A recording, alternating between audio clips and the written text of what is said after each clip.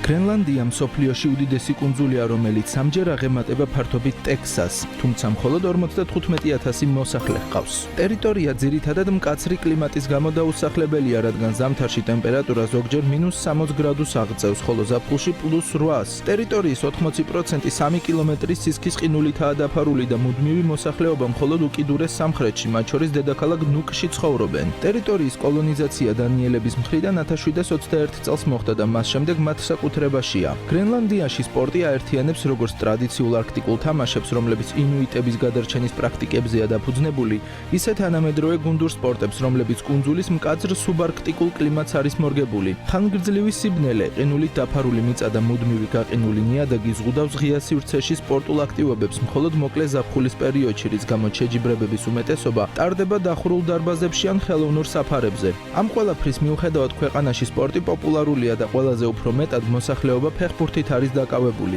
საფეხბურთო მატჩები ძირითადად ხრეშიან მოედნებზე იმართებოდა, მაგრამ ამის მიუხედავად ქვეყნის მოსახლეობის 10% ანუ 5500 ადამიანი მაინც ფეხბურთს მისდევს. ადგილობრივი კლუბები 1930-იანი წლებიდან არსებობს, ხოლო ჩემპიონატი 50-იანი წლებიდან ტარდება, რომელიც მხოლოდ ზაფხულის ერთ კვირას გრძელდება. ვინაიდან არც გზები და არც რკინიგზა არ არის გაყვანილი, საშინაო და გასულითი შეხვედრები რომ ჩაატარონ, ხოლო ფრენა კი უზომოდ ძვირის სიამოვნებაა. 90-იან წლებში გრენლანდიამ გადაწყვიტა UEFA-სა და FIFA შეერთებოდა, ისევე როგორც ეს ფარერებმა გააკეთეს, რომელსაც ზუსტად ანალოგიური სტატუსი აქვს, ანუ დანიის სამეფოს ავტონომიური ტერიტორია. ფარერებს თუ კი პროცესის გაიოლებაში გეოგრაფიული მდებარეობა დაეხმარათ, გრენლანდიის შემთხვევაში გადაუჭრელი პრობლემა კლიმატი და არასათანადო სტადიონებია. მათი არც ერთი მოედანი არ აკმაყოფილებს FIFA სტანდარტებს. მთავარი პრობლემა მაინც პოლიტიკურია, ვინაიდან მათ ტერიტორიებს საერთაშორისო აღიარება არ აქვთ, მათ შორის არც FIFA-სგან. კანონებისა და რეგულაციების თანახმად FIFA-ში გაწევრიანებამდე ნებისმიერი ნაკრები ჯერ ადგილობრივი კონტინენტური კონფედერაციის წევრი უნდა გახდეს, რის მერეც მსოფლიო ფეხბურთის ორგანიზაციაში მიიღებენ.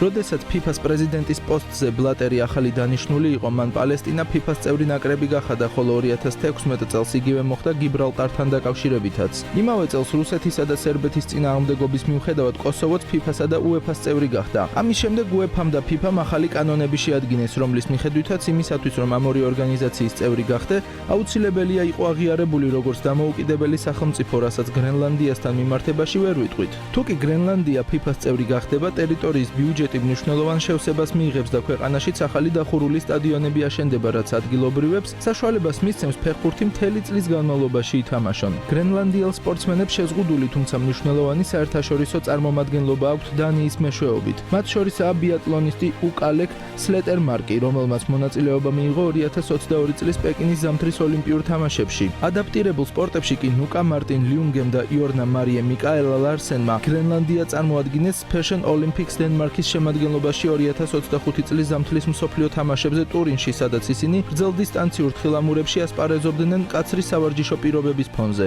ფეხბურთის გარდა ქვეყანაში დიდი პოპულარობით სარგებლობს ხელბურთი, განსაკუთრებით იმის გამო, რომ იგი დახურულ სპორტულ დარბაზებში ტარდება, რაც აუცილებელია ხანგრძლივი ზამთრების პირობებში. სპორტი განსაკუთრებით პოპულარულია ახალგაზრდებში, ხოლო გრენლანდიის ეროვნული ხელბურთის ნაკრები საერთაშორისო შეჯიბრებებშიც მონაწილეობს. 2023 წელს გრენლანდიის ქალთა ხელბურთის ნაკრებმა მოიგო ჩრდილოეთ ამერიკისა და კარიბის ხელბურთის კონფედერაციის ჩემპიონატი და წინა წლებში კონტინენტურ ტურნირებზე არაერთი მედალიც მოიპოვა. ფუტსალი ასევე ძალიან გავრცელებულია ზამთარში, როდესაც ღია მოედნებზე თამაში შეუძლებელია. ეროვნული ფეხბურთის ფედერაცია ფუტსალის გუნდებსაც მართავს, ხოლო გრენლანდიას მონაწილეობა აქვს მიღებული ისეთ ღონისძიებებში, როგორიცაა ინტერკონტინენტალური ფუტსალის თასი. ზამთრის სახეობებიდან ყველაზე მეტად გავრცელებული თხილამურები ცრიალია, როგორც გრძელი დისტანციის, ისე ალპური. ფართოდ გავრცელებულია გრენლანდიის არქტიკული ლანდშაფტისა და ხანგრძლივი ზამთრის გამოც. გრენლანდიაში ტარდება ისეთი ცნობილი შეჯიბრებები, როგორიცაა Arctic Circle Race, რომელიც ერთ-ერთ ყველაზე რთულ გრძელდისტანციურ სათხილამურო რბოლად ითვლება მსოფლიოში. ადგილობრივები ასევე ფართოდ იყენებენ კაიაკინგს, რომელსაც გრენლანდიაში ღრმა ისტორიული ფესვები აქვს და იგი კულტურულად მნიშვნელოვანი სპორტია. თავდაპირველად ნადირობის აუცილებლობიდან გამომდინარე შეიქმნა, თუმცა დღეს კაიაკინგი როგორც რეკრეაციულ, ისე შეჯიბრებების სპორტად არის ქცეული და ინუიტური მემკვიდრეობის სიმბოლოდ მიიჩნევა. საერთო ჯამში გრენლანდიაში სპორტი უფრო მეტად საზოგადოებრივ სარგებელსა და ერთიანობაზეა ორიენტირებული, ვიდრე ელიტურ კონკურენციაზე. დასახლებებს შორის დიდი მანძილები და გადაადგილების სირთულეები კი კვლავ მნიშვნელოვან გამოწვევად რჩება სპორტული აქტივობების უწყვეტი განვითარებისთვის.